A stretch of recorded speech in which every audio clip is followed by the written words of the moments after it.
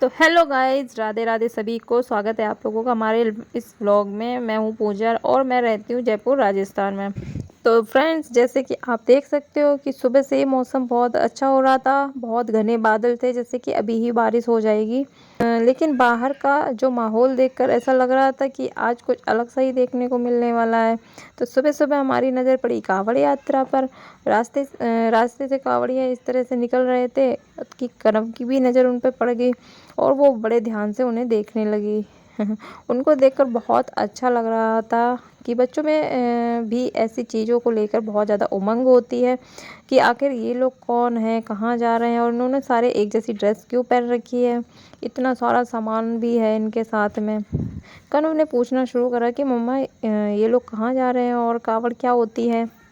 तो फिर हमने उसको बहुत आसान लैंग्वेज में समझाया कि सावन के महीने में जो बहुत सारे शिव भक्त कांवड़ यात्रा पर निकलते हैं, ये लोग भगवान भोले बाबा के लिए गंगा जल भरकर उन पर चढ़ाते हैं। क्योंकि ये लोग पैदल जा रहे थे तो कई लोग पैदल ही लंबी यात्रा करते हैं, तो इस दौरान नियम और संयम का भी बहुत ज़्यादा पालन करते हैं। तो मैंने उसको ये भी बताया कि कांवड़ यात्रा सिर्फ एक यात्रा नहीं है, बल्कि बहुत सारे लोगों की उनकी आस्था और भक्ति से जुड़ी हुई होती है।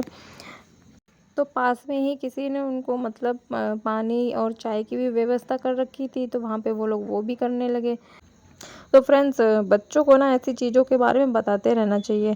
इससे क्या होता है कि बच्चे जब खुद से देखते हैं और हम उन्हें फिर उसके बारे में बताते हैं तो उनको बहुत अच्छे से समझ में आता है। तो ये सब बातें करने के बाद हम अपने रोज़ के काम में लग गए। साफ़ सफाई तो हमारी हो ही चुकी थी। वैसे दोस्तों, घर की साफ़ सफाई तो हमारी हो ही चुकी थी ना, तो झाड़ू पोछा और बाकी सारे सुबह के काम भी निपट चुके थे। उसके बाद मैं आ गई थी किचन में और आज हमारे यहाँ बनी थी छोले आलू की सब्ज़ी, मतलब जो चना भी काफ़ी लोग बोलते हैं, वो बनाई थी मैंने। और यहाँ पे किचन में मैं बनाने लग गई हूँ चावल, क्योंकि नहाना धोना भी हमारा हो चुका था, सब लोग रेडी थे। तो फिर सब्ज़ी तो मैंने पहले बना ली थी। चावल मैंने सोचा कि मैं आराम से, हम जब खाएंगे, जब भूख लगेगी तो गरम गरम बनाऊंगी। तो यहाँ पर वही मैं जीरा राइस बना रही हूँ। तो फ्रेंड्स, मेरी हमेशा ये कोशिश रहती है कि किचन में काम करते समय चीज़ों को इधर उधर फैलाने के बजाय एक एक काम करके आगे बढ़ूँ। मतलब इससे काम देखने में भी कम लगते हैं और किचन भी मतलब मैशी नहीं होता है। और एक छोटा सा टिप यहाँ पे मैं आपको ज़रूर शेयर करना चाहती हूँ कि जब भी खाना बनाए तो कोशिश करें कि जो चीज़ें जहाँ से हमने उठाई है तो उनका यूज़ होने के बाद में हम वो चीज़ें उसी टाइम पे वहाँ पे उनकी जगह पर रख दें। क्योंकि गाइस, अगर हम चीज़ें बाद में समेटने के लिए यहाँ पे छोड़ देंगे ना, तो खाना बनाने के बाद आधा समय हमारा किचन में उसको सही ढंग से व्यवस्थित करने में निकल जाएगा। तो बस इसी तरह मैंने यहाँ पे चावल छौंक दिए थे और वो वहाँ पे सीटी लग जाएगी 2 कुकर में और फिर आराम से बन जाएंगे।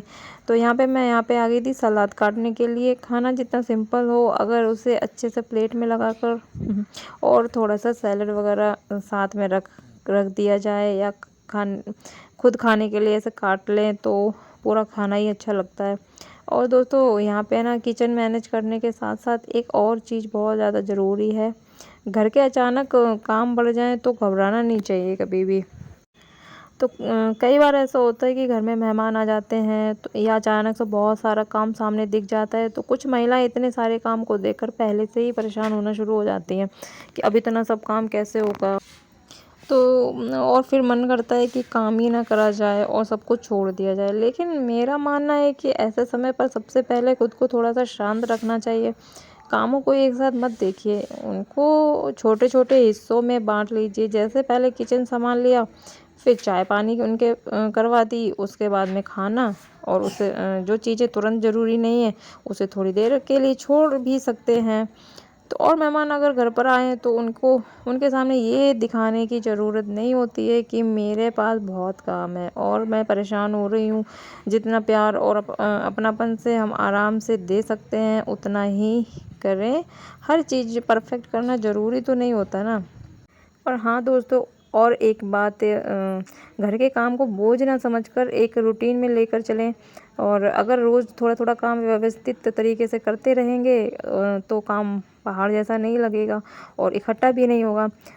तो बस दोस्तों, वहाँ पे हमारा खाना रेडी हो चुका था और हमने लंच भी कर लिया था, क्योंकि गरम गरम खाना और उसके बाद में बाहर बारिश भी शुरू हो गई थी, तो हमने खाने के साथ में बारिश के भी बहुत मज़े लिए। उसके बाद में कनव ने अपने पापा के साथ मस्ती शुरू कर दी।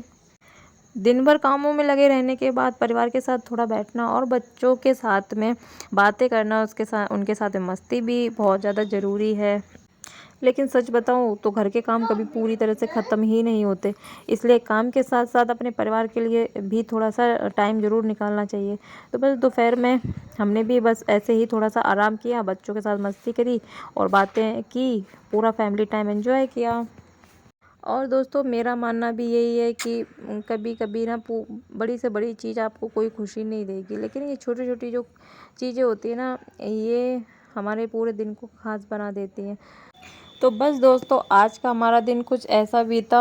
और अगर हमारा ये छोटा सा व्लॉग आपको पसंद आया है तो प्लीज़ लाइक कर दें। चैनल पे पहली बार आए हैं तो चैनल को सब्सक्राइब भी कर लीजिएगा। आगे आपको ऐसे ही अच्छे प्यारे प्यारे से क्यूट से व्लॉग आपको देखने को मिलते रहेंगे।